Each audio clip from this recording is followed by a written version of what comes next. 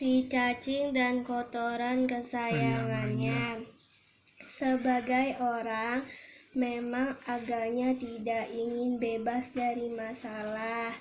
Jika mereka sedang tidak punya cukup masalah yang bisa dikhawatirkan, mereka akan menyetel sinetron televisi untuk mengkhawatirkan persoalan tokoh-tokoh fiktif di dalamnya. Banyak juga yang merasa bahwa ketegangan membuat mereka lebih hidup. Mereka menganggap kesulitan sebagai hal yang mengasyikan. Jangan-jangan mereka tidak kepingin bahagia karena mereka mau-maunya begitu melekat pada kesulitan. Ada dua orang sahabat karib.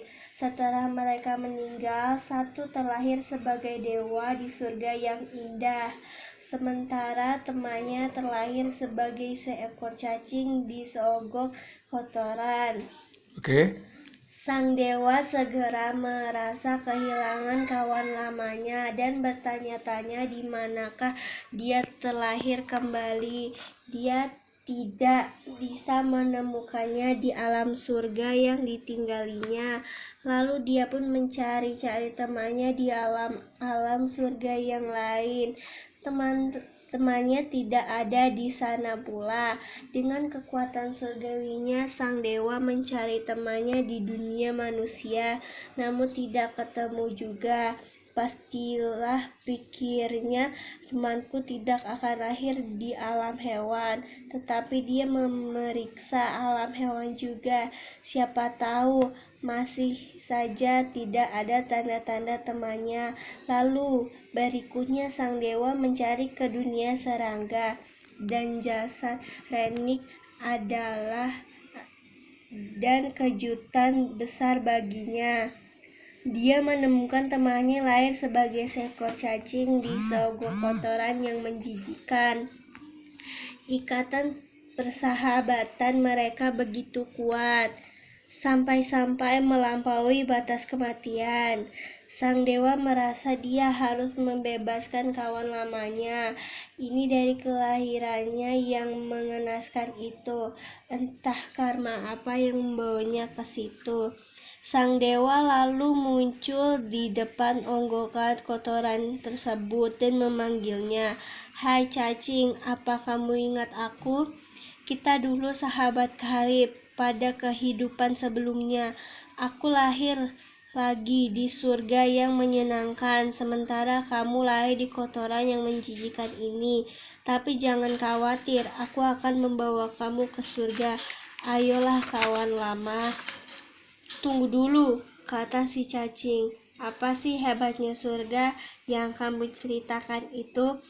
Aku sangat bahagia di sini bersama kotoran yang wangi, nikmat, dan lezat ini. Terima kasih banyak." "Kamu tidak mengerti," kata sang dewa. Lalu dia melukiskan betapa menyenangkan dan bahagianya berada di surga. "Apa di sana ada kotoran?" katanya si cacing to the point. "Tentu saja tidak ada," dengus sang dewa. "Kalau begitu aku mau pergi," jawab si cacing. "Sudah ya," dan si cacing pun membenamkan dirinya ke dalam kotoran itu.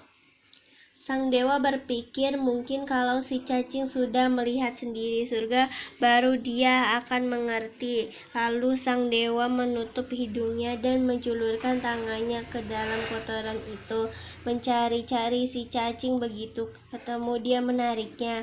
"Woi, jangan ganggu aku," teriak si cacing. "Tolong, darurat, aku diculik." Cacing kecil yang licin itu menggeliat dan meronta-ronta sampai terlepas, lalu kembali menyelam ke kotoran untuk bersembunyi. Dewa yang baik hati ini kembali merogohkan tangannya ke dalam kotoran, kena dan mencoba menarik si cacing sekali lagi. Nyaris bisa keluar, tetapi karena si cacing berlumur lendir dan terus menggeliat, membebaskan diri, akhirnya lepas lagi untuk kedua kalinya dan bersembunyi makin dalam di dalam kotoran.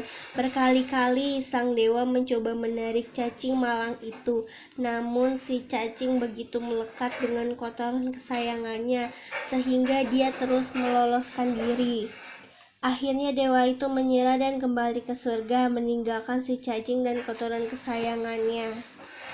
Jangan-jangan mereka tidak kepingin bahagia karena mereka mau-maunya begitu melekat pada kesulitan. Acah Pram, si cacing dan kotoran kesayangannya.